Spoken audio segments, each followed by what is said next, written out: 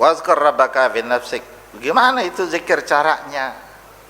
Kata Allah Ta'ala, ana kasih tahu caranya. Gimana? Tadarruan. Berzikirlah engkau mengibah. Mengibah itu saudara, mengharap sesuatu dengan merendahkan diri. Mengibah, minta, bukan minta. Zikir tuh sambil mengibah. Kalau anak kecil minta beliin sepeda sama babanya, "Ba, beliin sepeda apa, Ba?" gitu. "Ba, beliin sepeda apa, Ba? Kan jalan sekolah jauh banget, Ba, jalan kaki. Beliin sepeda apa, Ba?" "Baba nggak punya duit." Babanya begitu. "Besok, Ba, beliin sepeda apa, Ba?" Merintih. Besok lagi, "Baba nggak punya duit, tong. Ba, beliin sepeda apa, Ba?" gitu. Babanya udah puyeng nih, kagak percaya nih anak. Asal ketemu babanya pegangan ujung baju nih begini, ditarik, "Ba, beliin sepeda apa, Ba?" Tuh periksakan tong baba, tuh nggak ada duitnya tong. "Ba, beliin apa, Ba?" segitu ya. Kan mau nggak mau nih orang laki ngomong sama bininya, mah sini mah, ngapa? Itu anting-anting copotin atuh. Mau nggak mau, karena apa? Sebenarnya anak mintanya mengibah. Zikir sama Allah Ta'ala mengibah. Karena apa? Dengan mengibah akan menimbulkan dua perkara. Satu, yakin. Yang kedua, nyaman dan nikmat. Kan susah nyaman sama Allah. Nyaman sama Allah paling susah, saudara. Nyaman sama orang mah kita bisa lendotan. Nyaman sama Allah mah kan main hati. Main hati. Sebab hati itu yang main. Ya Rabb. La ilaha subhanallah wa bihamdihi subhanallahil azim. Subhanallah wa bihamdihi subhanallahil azim. Subhanallah bihamdih. Di situ saudara, yakinkan dengan benar bahwa semua yang kita katakan Allah dengarkan. Kayak kita setoran bacaan nama guru, baca. Bis salah, baru bis udah salah. Baru bis begitu, sin besar, bis salah. Bis, itu betul. Millah, terus Rahman, terus. Itu maksudnya depan guru kita bacanya hati-hati. Apa? Guru tahu banget titik salah kita. Hati-hati nggak kira-kira? Ini guru tangannya udah ada rotan tangannya. Lu salah satu huruf, ngapa guru? Gitu. Dia nggak ngomong gebuk, salah satu huruf, enggak guru, enggak guru. Ayo baca, tuh. Kita serius bacanya. Bayangkan kita baca di gurunya guru. Sama guru aja begitu, di gurunya guru, yang katanya galakan lagi. Gua aja ngaji dulu digebukin sama guru gua, kaget kita, kaget. Bayangkan kita baca lagi di atas gurunya guru. Bayangkan lagi di atas gurunya guru, saudara. Bayangkan kita baca di hadapan Sayyidina Umar bin Khattab. Ada Sayyidina Umar, ya Allah Rabbi, gimana ini bacanya ya? Setan aja takut sama dia. Gimana anak? Bayangkan baca lagi di hadapan Rasul Sallallahu Alaihi Wasallam. Kagak bisa baca kita. Kagak bisa baca, diam aja. Ya, apa yang mau dibaca ini? Hilang. Kayak orang umroh dari rumah, banyak banget yang mau diomongin sama Rasulullah, sampai di depan makam Nabi Muhammad hilang kata-kata. Ngomong apa ini ya Rasulullah ya? Merebel doang air mata. Gosok lagi. Apa yang saya mau kata ya Rasulullah?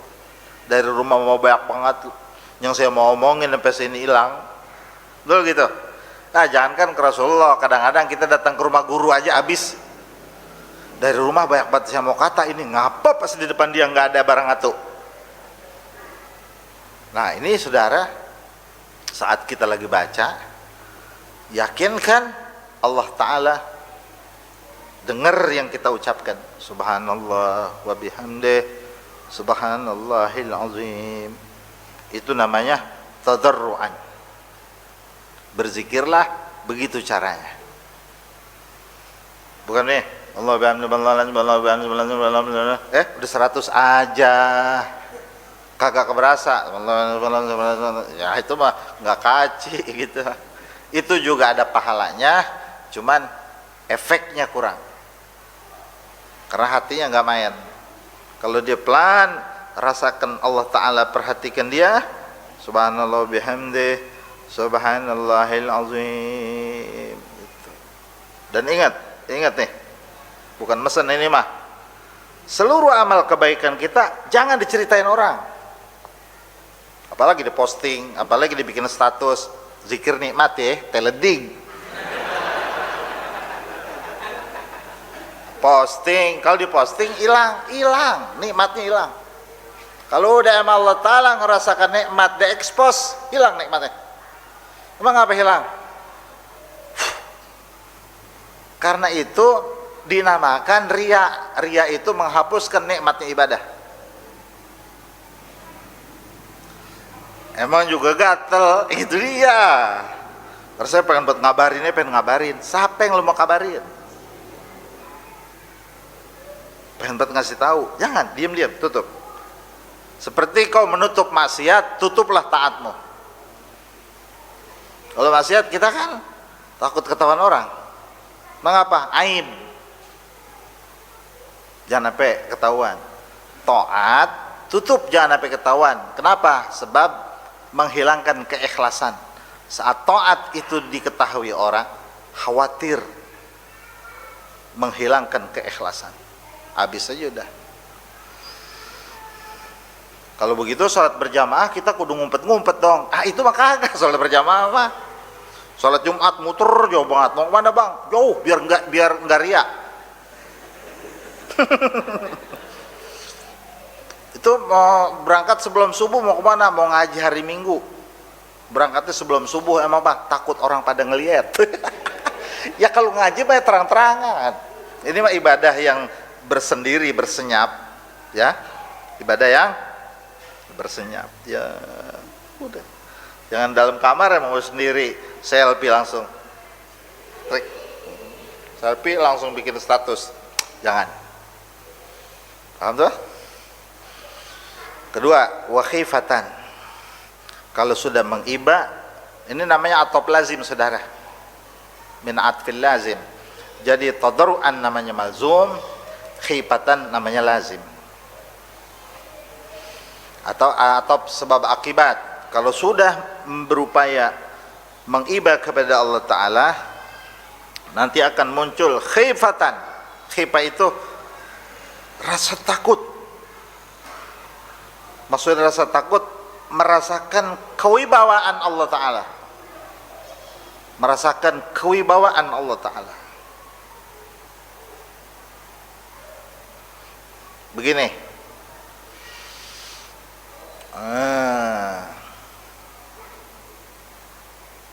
ada orang ceritanya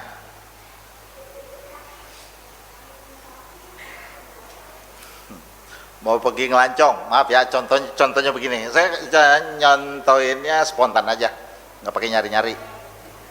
Kalau nyari puyang. Ada orang mau pergi ngelancong, ceritanya ngomong sama temennya, gue mau ngelancong ini. Kata temennya, isono pergi, cuman gue kagak ada pakaian.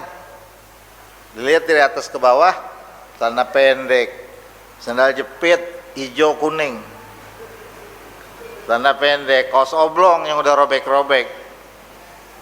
Ya lu ngelancong begini ditolak, biar rapian dikit. Anak laki mah penampilan, walaupun gak punya duit biar kelihatan gagah. Ya emang gua gak punya, udah nih pakai baju gua tuh. pakai celana gua, suruh pakai sepatu gua, pakai jam tangan gua, pakai cincin gua, pakai minyak wangi gua pinjemin duit 1 juta. Tiba-tiba gagah nggak? Gagah bener, musik dulu, keren ini, semuanya baru. Oke.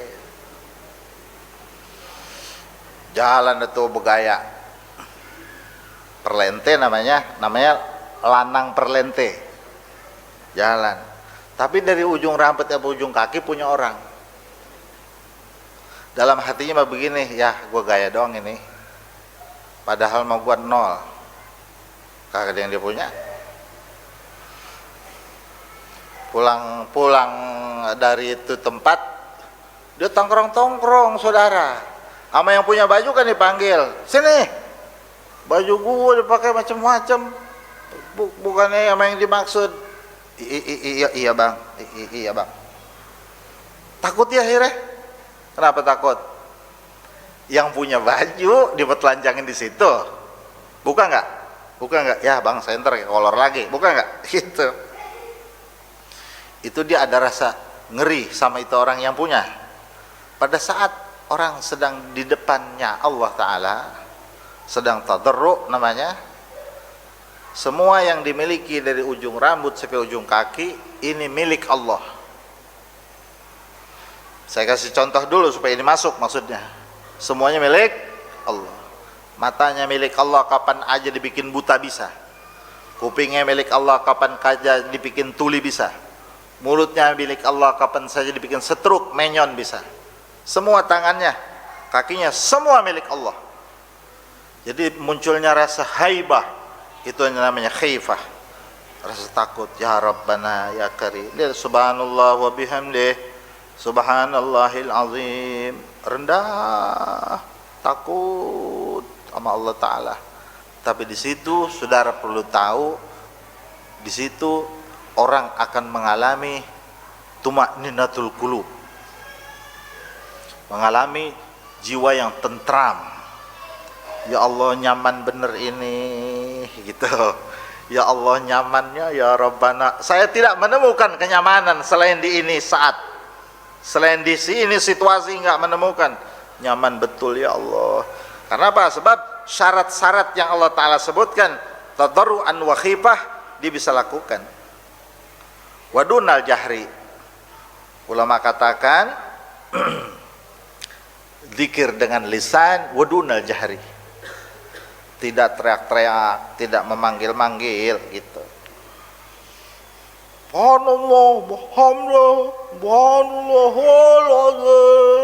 Nggak keras-keras, terlalu keras-keras. Itu kalau zikir lagi rame-rame, untuk syiar boleh. Tapi pada saat dia sedang sendiri, saudara, berlahan. Irbau ala anfusikum fa innakum latad'una asamma.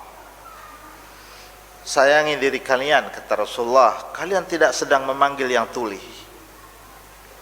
Panggil Allah Ta'ala, ya Allah, ya Rahman, ya Rahim, ya Kudus, ya Salam. Terus berlahan, munculkan keakraban antara kita dan Allah Ta'ala. Minal qauli. Kapan itu? Bil guduwi wal asal, pagi dan sore hari. Pagi itu ba'da subuh, sore itu ba'da asar maksudnya. Lakukan itu pagi dan sore hari. Kalau orang pagi dia rutinkan, sore dia rutinkan, maka antara keduanya dihukumkan zikir. Ada sebagian ulama katakan bil gudwi wal asal, disebut pagi dan sore dimaksudkan setiap waktu, setiap saat. Tapi andaikan setiap saat itu tidak bisa, Al-Imam Al-Ghazali nyatakan dalam Bidayatul Hidayah, berikan waktu tertentu untuk Allah Ta'ala, untuk zikir, untuk melakukan hal-hal kebaikan, kasih waktu tertentu. Ba'da salat, pagi apa, ba'da zuhur apa, terus begitu. Kenapa ini disebutnya bil gudwi wal asal? Ya ta'aqabuna fikum malaikatum bil lail wa malaikatum bin nahar. Pagi sore malaikat berganti. Ba'da subuh malaikat ganti, malaikat siang turun, malaikat malam naik, dia bertemu. Malaikat apa kalau orang satpam itu security, sip, ya sip-sipan namanya, ganti-gantian. Ini ketemu malaikat sama malaikat, kita lagi zikir, itu alamatul ijabah namanya, alamatul ijabah. Pada asar kita lagi zikir, malaikat malam turun, malaikat siang naik, sip-sipan, bertemu malaikat dengan malaikat dalam kondisi kita berzikir, itu disebutnya waktul ijabah. Kalau itu dilakukan, maka wala takum minal ghafilin, engkau tidak termasuk orang yang lalai, itu yang akan menimbulkan madarat dan mafsadat bagimu. Wadhkurullaha qiyaman wa qu'udan wa ala junubikum, berzikirlah kalian akan Allah. Oh, kalau orang tahu hal-hal yang begitu, saudara, hal yang sebegitu dia tahu, dia merasakan kenikmatan itu, sebelum buka toko dizikir dulu. Ini mah nggak dagang, dagang tetap. Kayak Habib Abdullah Haddad, ini tahu contoh ulama-ulama dulu ya. Dia ngewarung, sebelum ngewarungnya, sebelum buka warung, dia sholat sunnahnya 100 rakaat sebelum buka warung.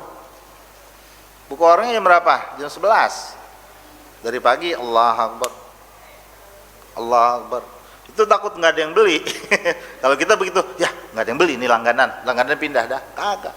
Saat saya sama ini Ki Abdul Rashid ke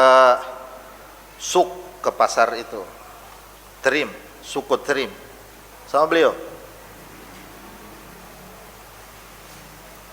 Pasar buka jam 11, jam 10. Jam 10 siang. Jadi pagi nggak ada pasar, sepi pasar.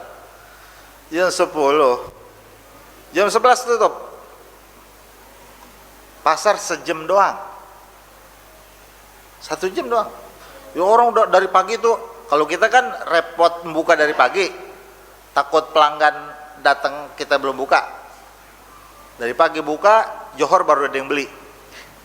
Itu gitu kan. Di sana itu buka jam 10, jam 11 tutup. Jadi pas buka, saudara, itu yang beli udah pada nunggu. Karena pasti jam 11, sampai jam 10 nunggu. Pas buka sebentar, barang habis, jam 11 tutup. Kenapa emang begitu dia? Sebab dari paginya itu wadhkur rabbaka bil guduwi wal asal. Paginya itu orang berzikir kepada Allah Ta'ala, nggak kekurangan. Itu negeri para auliailah. Ada orang gila ngomongnya ngaco. Di pasar ada orang gila biasanya ngomong ngaco aja. Dia lagi lewat di mobil sama orang situ, kebetulan satu mobil sama orang situ. Orang situ bilang, bang, di mobil nih, apa? Itu orang gila tuh. Oh iya, ngaco lah itu. Nah ini orang satu pasar, kalau mau setor Al-Quran sama itu orang gila. Oh pasar, mau setor Al-Quran namanya, dia bukan gila, itu orang hafal Quran. Jadi di pasarnya aja ada walinya. Kalau kayak gila, padahal orang pasar begini. Pada ngapal Quran, setornya orang gila. Coba itu, kalau di kita, itu orang gila begitu, ya beneran asli. Beneran asli gila. Baru nemu kita. Pantes lahir orang-orang saleh, orang-orang besar. Karena memang pagi dan sorenya mereka dekatkan dirinya kepada Allah Subhanahu wa taala. Mudah-mudahan Allah Taala jadikan kita orang-orang yang berdekat untuk berzikir kepada Allah Ta'ala. Amin ya rabbal alamin. Wallahu a'lam.